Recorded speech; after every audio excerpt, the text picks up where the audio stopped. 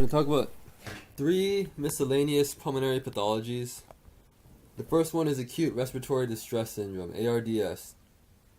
So this is a severe inflammatory reaction, and this inflammation leads to diffuse alveolar damage. So many alveoli in the lung are damaged and damage to the capillaries. So when you get alveolar damage, you get an inflammatory reaction. So inflammatory reaction means neutrophils come, they produce proteases, you get free radical damage. And what's going to happen is we have our little alveoli here, and we're going to have leakage of protein-rich fluid into the alveoli because of all this inflammation. Inflammation leads to increased permeability with this protein-rich fluid that's going to build up in the alveoli. So now you have pulmonary edema because you have fluid in your alveoli, and this protein-rich fluid is going to cause formation of a hyaline membrane. Hyaline membrane is from accumulation of protein-rich fluid and remnants of necrotic cells, and this basically thickens the wall of the alveoli. You get pulmonary edema, non-cardiogenic because there's not a problem with the heart. So, first of all, another thing is, will pulmonary capillary wedge pressure be elevated or not in non-cardiogenic pulmonary edema? Well, first of all, what is pulmonary capillary wedge pressure? Remember, that's just measuring pressure in the left atria, and that's elevated in basically left heart failure. But it's not elevated here because there's nothing wrong with the heart. So it's pulmonary capillary wedge pressure non-elevated, non-cardiogenic pulmonary edema with formation of a hyaline membrane. And as you can imagine, now you're going to have a lot of problems breathing. You have fluid in your alveoli. You have a thickened wall, so you have poor diffusion in the alveoli. You're also going to get VQ mismatch because air is not going to go into the blood. So that's going to cause a lot of problems with breathing. Okay. Now, what can cause this? What severe inflammatory reactions can cause this diffuse alveolar damage? There's many causes. The most common, the most big one is sepsis. To have sepsis is because in sepsis you have circulating inflammatory mediators. So you have inflammatory substances all in your blood, and then that's going to cause damage. It's going to go to the lungs and it's going to cause diffuse alveolar damage. For pancreatitis, pancreatic enzymes are going to travel to the lung and cause damage. And then this one, pneumonia, you have infection, inflammation in the lung. Trauma can cause damage and inflammation. So these are common causes of acute respiratory distress syndrome. And this clinical features here is a progressive hypoxemia refractory to oxygen therapy. That means that they are getting lower and lower oxygen in their blood, and you're going to give them oxygen therapy. You're going to intubate them, you're going to ventilate them, but it's going to keep get worse and worse. Okay, and this is going to be reflected by PaO2/FiO2 ratio of less than 300. So that's abnormal, and you see that in ARDS. So you use this ratio when you've intubated someone, you're giving them a lot high FiO2, but the ratio, basically, there's some problem with their lung, and so the arterial oxygen doesn't go up correspondingly, so the ratio is less than 300. And so this basically indicates VQ mismatch from the alveolar damage and the increased diffusion barrier from the edema and the hyaline membrane. The other thing you see, and very characteristic, is this X-ray pattern, the diffuse whiteout. You see this complete, like all over the lung, it's white. It's very easy to tell. If you see that, that's acute respiratory distress syndrome. Okay, whiteout appearance on X-ray, acute respiratory distress syndrome. Now, how do you treat this?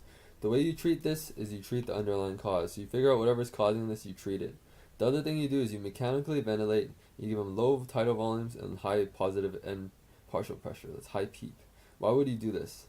Low tidal volumes just keeps your alveoli prevents it from getting damaged, doesn't stretch it out too much. If you increase tidal volume, it's going to stretch out too much and it's going to damage it. And you want a high positive end expiratory pressure because you want to prevent alveolar collapse. So you increase pressure in the alveoli, increase pressure so they won't collapse. Okay, so that's how you treat acute respiratory distress syndrome, which results from inflammation leading to diffuse alveolar damage. Okay. Next is sleep apnea. So this is pretty unrelated. Sleep apnea is defined as repeated cessation of breathing for more than 10 seconds while sleeping. So when you are sleeping, you stop breathing for 10 seconds or more. And this is going to lead to poor sleep quality and sleepiness during the daytime because you're disturbing sleep and you're not getting air. So your sleep is very poor sleep quality. The other thing is you're going to get first of all, this can be either due to central etiology or obstructive etiology. So it can be from the brain or obstruction in your airways. We're going to talk more about that later. But basically, so you're not breathing, you're not going to get air into your lungs at night. So what's going to happen? What do we just say? What happens if you have low hypoxia in the lungs? What happens to the pulmonary artery pressures? Well, you're going to have you're going to have vasoconstriction, and so your pulmonary artery pressure is going to have to increase. Okay? Pulmonary artery hypertension have to increase to get through that resistance in your pulmonary vessels. And then your pulmonary artery pressure is going to go up. So now you're basically going to have pulmonary hypertension, and eventually you're going to get systemic hypertension as well, because you're going to have to pump against the higher pressures in the lung. The other thing you're going to get is you have hypoxia, you're going to get increased EPO production, and you're going to get polycythemia. Polycythemia, what does that mean? Polycythemia means increased hemoglobin, because you're making hemoglobin from the EPO, the erythropoietin. So how do we diagnose this? You do a sleep study. You have them come in, you have them sleep, you stick some electrodes in them, you measure them, and you see if they stop breathing or not while they're sleeping. Now let's look at the central or obstructive etiologies. Central etiology is basically, again, it's simple as that. They have impaired impulse to breathe because they have central nervous system injury or due to opioids. Because remember, the central nervous system is what's responsible for us to just breathe. We don't have to do it consciously, we just do it on our own. It's thanks to the central nervous system. If there's a problem there, we're going to stop breathing on our own, then we get central sleep apnea. Obstructive sleep apnea, on the other hand, is impaired breathing due to obstruction of the upper airways, and it's due to either excess tissue around the pharynx in adults or adenotonsillar hypertrophy in children. So in an adult, we have excess tissue. See, this tissue has now obstructed this airway. Air cannot get through this airway now because there's too much tissue. Usually it's someone who's obese, who's overweight, but sometimes it can just be people, for some reason anatomically, they have too much tissue. So again, it's associated with obesity. Usually these patients have a loud snoring, and the other symptom is they're going to wake up not feeling refreshed. Again, there's poor sleep quality, so they're going to wake up not feeling refreshed. And the other thing is they're going to have loud snoring. How do we treat this? Treat sleep apnea with CPAP. CPAP means continuous positive airway pressure, and the reason we do this is to keep the airways open. Okay. Continuous pressure keeps this airway open, and that's how you treat sleep apnea. The other thing you can do is you can do weight loss or surgery for obstructive sleep apnea, because then you can reduce the amount of tissue. Okay, you can reduce the tissue here. You can reduce take out the tonsils for adenotonsillar hypertrophy, and that's how you can treat sleep apnea. Okay, so again, sleep apnea is basically repeated cessation of breathing for more than 10 seconds while sleeping. Now, obesity hypoventilation syndrome. Look at the name, tells you everything. Hypoventilation in an obese individual. And the key thing here is that it has to be during the day. And why do I emphasize during the day? Because if you have an obese individual and they're not breathing at night, what is that? What did I just say? If you're not breathing at night, what's the problem? That's sleep apnea. Remember, it's highly associated with obesity. So obesity hypoventilation syndrome, you need to see hypoventilation during the day to diagnose this. And how does obesity cause this? What do we say about obesity? First of all, obesity is going to cause restrictive lung disease. Remember, we said that it's a mechanical problem. You can't expand your lungs as well when you're obese, and you're going to get hypoventilation. And the other thing is you have increased body tissue in an obese patient, so you're going to have increased CO2 production. Okay, so in an obese patient with obesity hypoventilation syndrome, they're going to have increased CO2 in their blood, and they're going to have decreased O2 in their blood during the day.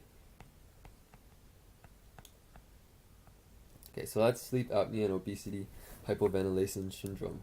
Finally, we're going to get pulmonary hypertension, which we just talked about a little bit.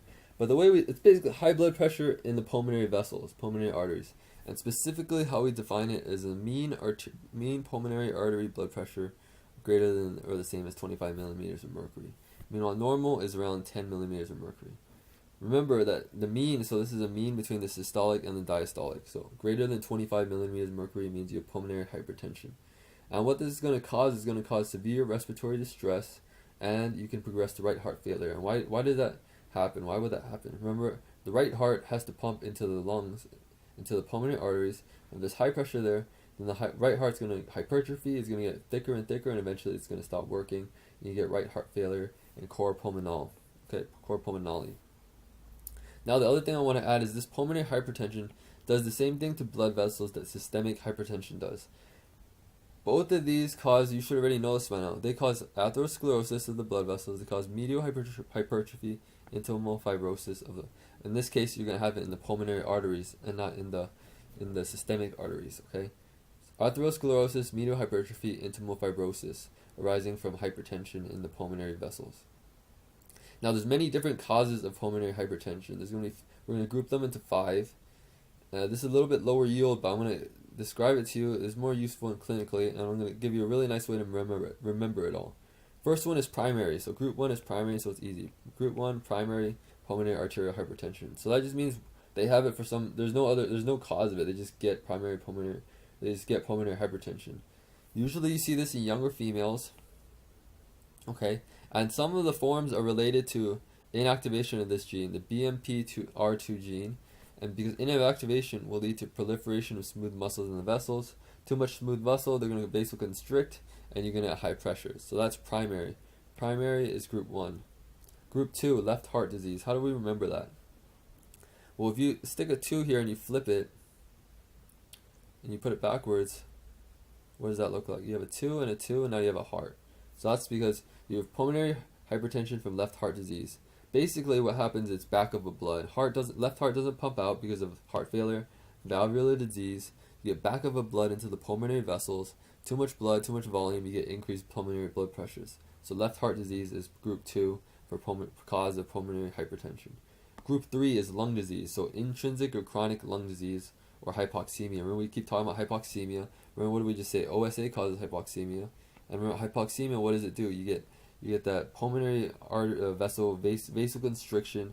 Vasoconstriction leads to increased resistance, so you need to increase pressure to resist that, so you get pulmonary hypertension. The way we remember group 3 is, again, same idea as group 2. Group 3, flip it backwards, you have 2 lungs now, okay? Group 3, flip it backwards, you get 2 lungs, so it's lung disease. Intrinsic lung disease or chronic lung diseases pretty much all lead to hypoxemia, vasoconstriction, and pulmonary hypertension. Group 4 is thromboembolic diseases. Recurrent thromboemboli to the lungs, to the pulmonary vessels. You get occlusion. Again, you have occlusion to the vessels occluded. This stuff downstream is hypoxic. What's going to happen? Vasoconstriction, and then you get increased pulmonary pressures. So, group 4, you can think of number 4 like an arrow. There's an arrow here. Just like emboli kind of shoot off like arrows. So that's how you remember group 4. And group 5 is multifactorial. So just pretty much unclear multifactorial mechanisms like sickle cell. Just ignore this one. Group 5 is the last one. So otherwise primary is group 1. Group 2 is the heart, left heart. Group 3 is lung disease. Group 4 is the thromboemboli, the arrow. And then group 5 is multifactorial. So that's it for our part 1 of our miscellaneous pathology.